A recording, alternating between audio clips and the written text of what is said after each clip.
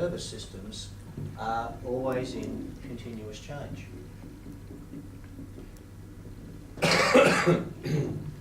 And this brings us back to this point here.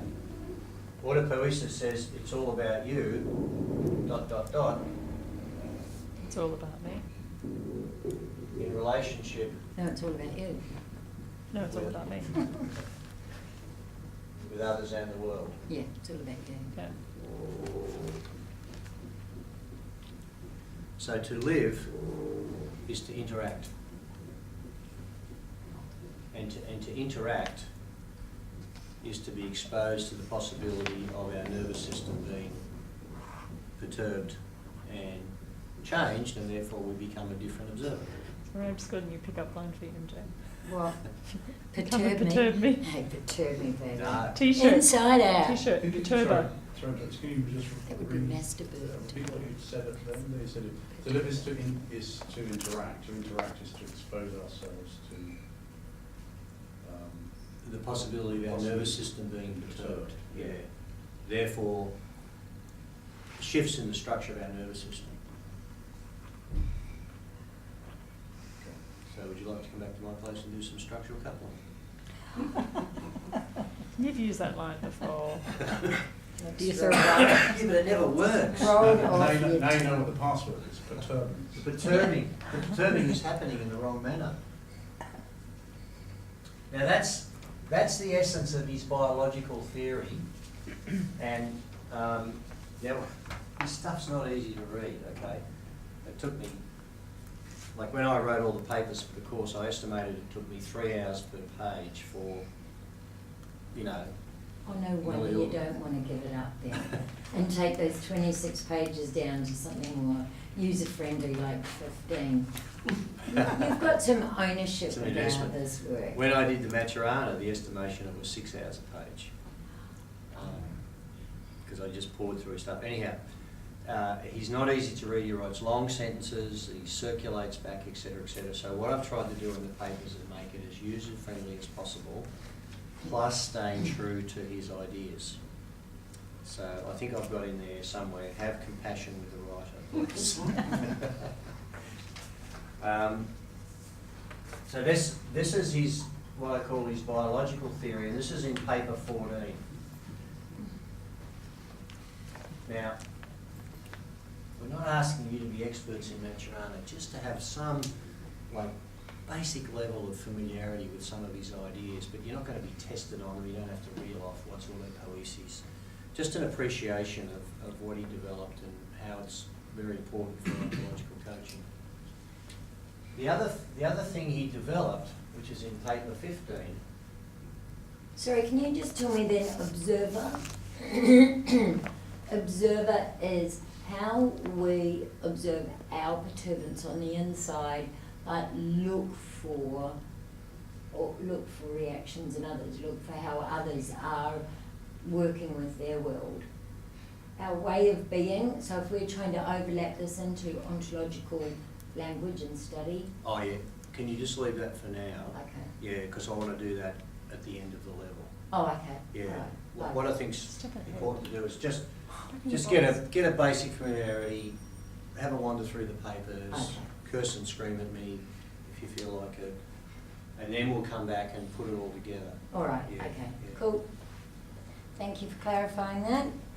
Paper 15 Love is asking those questions. just what I call his social and communication theory. 3 hours. So, and all I'm doing here is just giving you a basic orientation, right? Just so you've got some background familiarity with reading the papers. social and what, sorry? Social and communication theory. Coming out of the notion of structural coupling, when he looked at humans in particular, he said what is distinguishing about humans is what he calls languaging.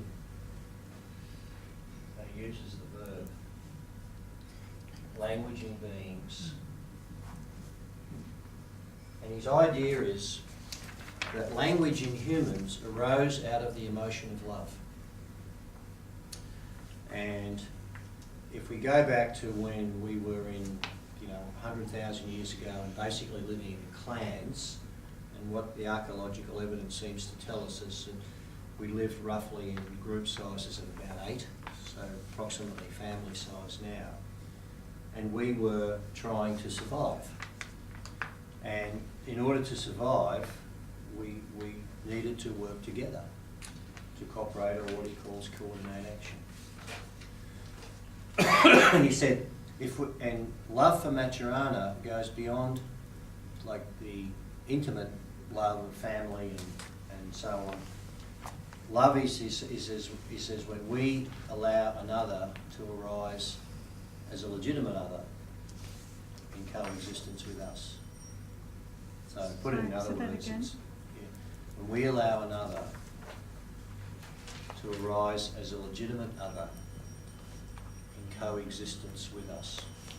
Arise or rise? Arise, Right. yeah.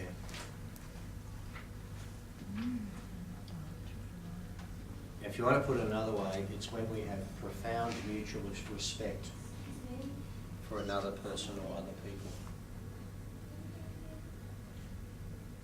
And his claim is, if there wasn't a mutual respect amongst the clan, they could not have coordinated.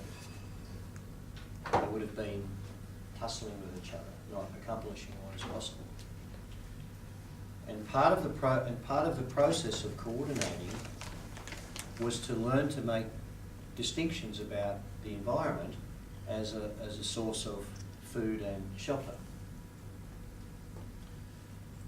And because humans had this biological capacity, you know, with the tongue and the voice box and et cetera, what he contends is that we may have been searching for food, and one of us came across, say, a grass with a particular root that tasted really sweet and wasn't offensive. And I went, and I might have made a completely different sound to what we had previously had amongst our group. And someone heard that and came over and going, And that then became a signal between us that that sound meant that part of the environment as a source of food. And so he claims that's the beginning of languaging in humans. My nearly 18-month-old son goes into the kitchen, points at the fridge and goes, psst. Beers. He wants someone to open up the bottle of lemonade. Yeah, Psst. yeah. He knows what that means. Exactly. What that means. Yeah. He's made it up himself. So what happens is we develop a meaning Yeah, but associated. about how to distinguish the world that in this case, and in his case, is a source of food and pleasure. And he says, look, other animals cooperate, like wolves and lionesses cooperate to hunt their prey, and ants build colonies and birds build nests and so on. But he says humans have got this remarkable layering of language on top of, birds don't build skyscrapers or freeways or, huge reservoirs and so on. So this is his view of sort of how language developed, and he says the fundamental role of language is it orients us to the world. It points to a world for us. And so the world we know arises out of the distinctions that we have available. And you can't participate in a world that you don't distinguish. So if I go into, say, Marco Polo hotels, I don't have a whole lot of distinctions that Deanna has about the functioning of that hotel. I could learn and my nervous system be perturbed in the process. Then I would be a different observer of that part of the world. Now, out of all that, I won't go into the details, but he's got a whole lot of things about emotioning. I just want to read you a piece on that in a minute. And he also talks about culture and social systems.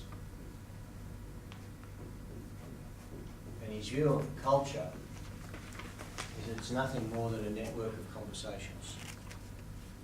And if you want to change the culture, you change the conversations.